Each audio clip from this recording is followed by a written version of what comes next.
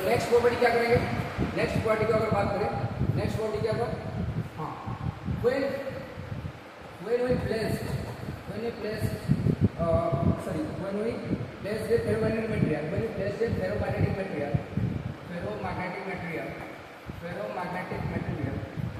when we place the ferromagnetic material in external magnetic field,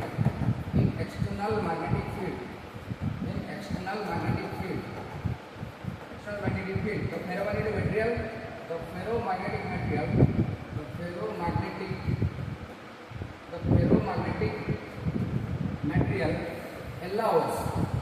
ferromagnetic material allows all the magnetic field lines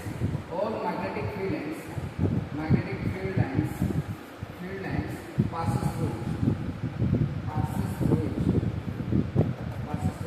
जब किसी ferromagnetic material को क्या करेंगे ना uniform external field में रखेंगे तो सारे के सारे मैग्नेटिक फील्ड्स क्या हो जाएंगे ना फेरोमैग्नेटिक मटेरियल के पास हो जाएंगे। जैसे कि मान लीजिए ये तरह कोई मैग्नेट है, ये नॉर्थ पोल है, ठीक है, और यहाँ पे ये साउथ पोल है, ठीक है। अच्छा, मान लो यहाँ पे मैंने एक फेरोमैग्नेटिक मटेरियल को यहाँ पे रख दिया, ये तरह कोई फेरोमैग्नेटिक मटेरियल है, ठीक है। तो जैसे ये मैग्नेटिक फील्ड लाइंस क्या करेंगे, इसके थ्रू पूरी कंप्लीटली पास हो जाएंगे। जैसे कि नॉर्थ पोल से साउथ पोल पर मैग्नेटिक फील्ड लाइंस पास होते हैं, तो ये सारे के सारे फील्ड लाइंस क्या हो जाएंगे नॉर्थ से साउथ की तरफ बिल्कुल फेरोमैग्नेटिक मटेरियल के थ्रू ही पास हो जाएंगे। सारे के सारे मैग्नेटिक फील्ड लाइंस क्या हो जाएंगे पास हो जाएंगे यहाँ।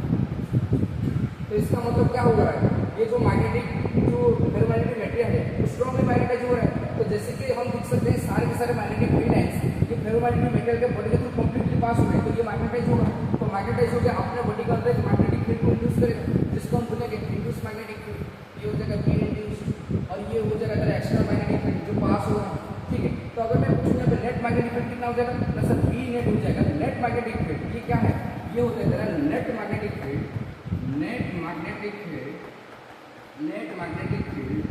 inside the ferromagnetic material, net magnetic field inside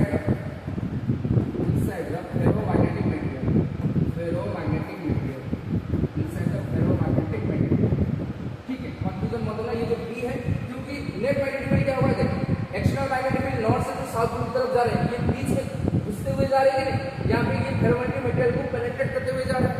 तो ये पेनिट्रेट करते हुए जैसे कि जा रहे हैं ये मैग्नेटाइज हो रहा है, तो मैग्नेटाइज के कारण क्या करेगा अपने बॉडी के अंदर इंड्यूस मैग्नेटिक फील्ड डेवलप कर लेगा। तो नेट मैग्नेटिक फील्ड क्या हो जाएगा ना बी नॉट, ये होता है एक्सटर्नल मैग्नेटिक फील्ड जो कि नॉर्थ के साउथ की तरफ जा रहा है, प्लस बी इंड्यूस जो मैग्नेटाइजेशन के कारण ये जो अंदर मतलब फेरोमैग्नेटिक मटेरियल के अंदर डेवलप हो गया, B induce magnetic field induce magnetic field. अच्छा, यहाँ पर हम देख सकते हैं कि जो नेट मैग्नेटिक फील्ड डेवलप हो रहा है ये डेफिनेटली ज्यादा होगा B, very very very very greater than क्या होगा बी। ऑब्वियस बात है क्योंकि सारे के सारे मैग्नेटिक फील्ड हैं फेरोमैग्नेटिक मटेरियल के थ्रू पास हो रहे हैं पेनिट्रेट करके, तो जो नेट मैग्नेटिक फील्ड डेवलप होगा फेरोमैग्नेटिक मटेरियल क्या हो जाएगा, स्ट्रांग हो जाएगा, बहुत ज्यादा स्ट्रांग हो जाएगा as compare to the external field. तो यहाँ पे लिख सकते हैं B very very greater than B. अगर मैं मैग्नेटिक परमिएबिलिटी की बात करूँ, अच्छा म्यू आर क्या हो जाएगा, म्यू आर होता है हमारा, म्यू आर हो जाएगा बेटा, म्यू आर क्या होता है ना बी बटे बी। रिलेटिव मैग्नेटिक परमिएबिलिटी क्या होता है बी बटे बी। हम दिखते हैं भाई देख, अगर मैं बी नॉट को इधर ले आ जाए, बी नॉट में इधर ले जाए तो क्या ये हो जाएगा बी बटे B not very very greater than 1 हो जाएगा, ऑब्वियस बात है। और ये बी बटे बी नॉट में क्या बनेगा रिलेटिव मैग्नेटिक परमिएबिलिटी, यही होता है रिलेटिव मैग्नेटिक परमिएबिलिटी। यानी कि फेरोमैग्नेटिक मटेरियल के लिए हमें ये पता चलता है कि रिलेटिव मैग्नेटिक परमिएबिलिटी जो होता है वो 1 से ज्यादा होता है। मतलब हम यहाँ पे लिख सकते हैं, यहाँ पर हम लिख सकते हैं कि जो रिलेटिव मैग्नेटिक परमिएबिलिटी होगा mu R very very very very greater than 1 for what, for ferromagnetic material, for ferromagnetic material, ferromagnetic material, ferromagnetic material. समझ में आ रहा है?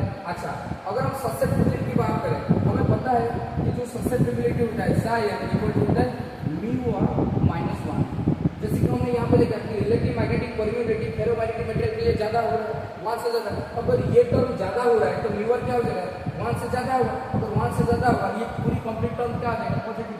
तो इसका मतलब हम यहाँ पे लिख सकते हैं कि जो जाए होगा ये क्या होगा हाईली पॉजिटिव, हाईली पॉजिटिव क्या हो जाएगा हाईली पॉजिटिव। तो ये सारी चीजें लिखना ये किसके लिए होगा for ferromagnetic, for ferromagnetic, ferromagnetic ferromagnetic और फेरोमैग्नेटिक मटेरियल। अच्छा, जैसे कि हमने देखा और एक बात, जैसे कि हमने देखा कि जिस ससेप्टिबिलिटी होता है इनवर्सली प्रोपोर्शनल टू टेम्परेचर होता है फेरोमैग्नेटिक मटेरियल के लिए। यानी कि जैसे जैसे हम टेम्परेचर बढ़ाएं तो उसका ससेप्टिबिलिटी घटेगा। ससेप्टिबिलिटी घटेगा मतलब क्या होगा, उसका मैग्नेटाइजेशन घटेगा, उसका जो मैग्नेटाइज हो रहा था उसका धीमा हो जाएगा, धीरे धीरे डिक्रीज होना शुरू करेगा। अगर क्या होगा, फेरोमैग्नेटिक मटेरियल का टेम्परेचर को और ज्यादा बढ़ाएगा, और ज्यादा बढ़ाएगा, तो किस बात टेम्परेचर बढ़ाएंगे, ससेप्टिबिलिटी घटेगा, मैग्नेटाइजेशन घटेगा, मतलब वो ज्यादा मैग्नेटाइज होगा नहीं। ऐसा एक टाइम आएगा, अगर टेम्परेचर को हम लगातार बढ़ाते जाए, अगर टेम्परेचर को हम लगातार बढ़ाते जाए, अगर टेम्परेचर को हम लगातार बढ़ाते जाए, अगर टेम्परेचर को हम क्या करें, लगातार बढ़ाते जाए, होगा क्या ना, ऐसा एक टाइम आएगा, ऐसा एक टाइम आएगा जो फेरोमैग्नेटिक मटेरियल जो कि स्ट्रांगली मैग्नेटाइज हो जाता है एक्सटर्नल प्लेट में, वो कंप्लीटली मैग्नेटाइज होगा ही, मतलब वो डायमैग्नेटिक तरह बिहेव करेगा। मैग्नेटाइज होगा नहीं मतलब क्या है, डायमैग्नेटिक तरह बिहेव करेगा। समझ में आ रहा है?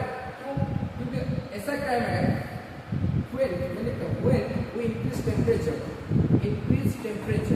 when we increase temperature up to a certain limit, the ferromagnetic material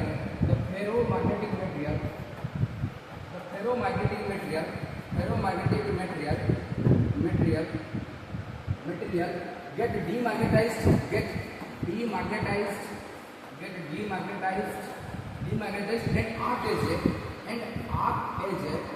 and act as a proper diamagnetic material.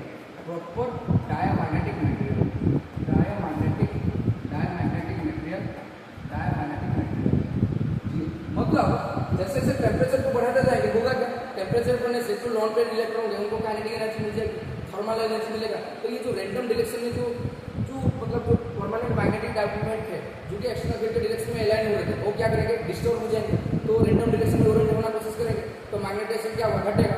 तो अगर ये टेम्परेचर को हम लगातार बढ़ा देगा, तो ऐसे एक लिमिट आएगा जब टेम्परेचर बहुत हाई हो जाएगा, तो मैग्नेटिक जो डायपोलमेंट होंगे कंप्लीटली क्या हो जाएंगे, डिस्टर्ब हो जाएंगे, तो नेट मैग्नेटिक डायपोलमेंट क्या हो जाएगा, जीरो।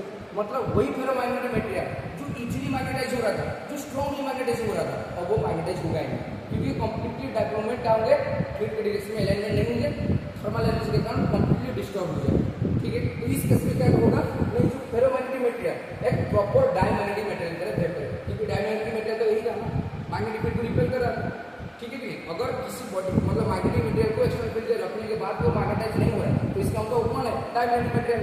ठीक है, फेरोमैग्नेटिक मटेरियल का टेम्परेचर को अगर हम लगातार बढ़ाते जाए तो इसका ससेप्टिबिलिटी घटेगा, तो ऐसा एक टाइम आ जाएगा, ऐसा एक लिमिट आ जाएगा टेम्परेचर का, जिसके कारण क्या हो जाएगा, लेकिन प्रॉपर्ली डायमैग्नेटिक तरह बिहेव करेगा और फेरोमैग्नेटिक नेचर ऑफ कैरेक्टर को शो करेगा।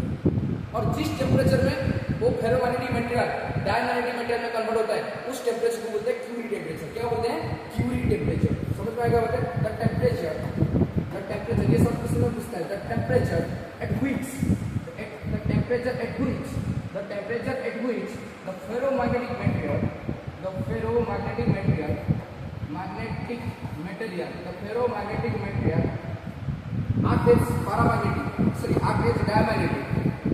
act as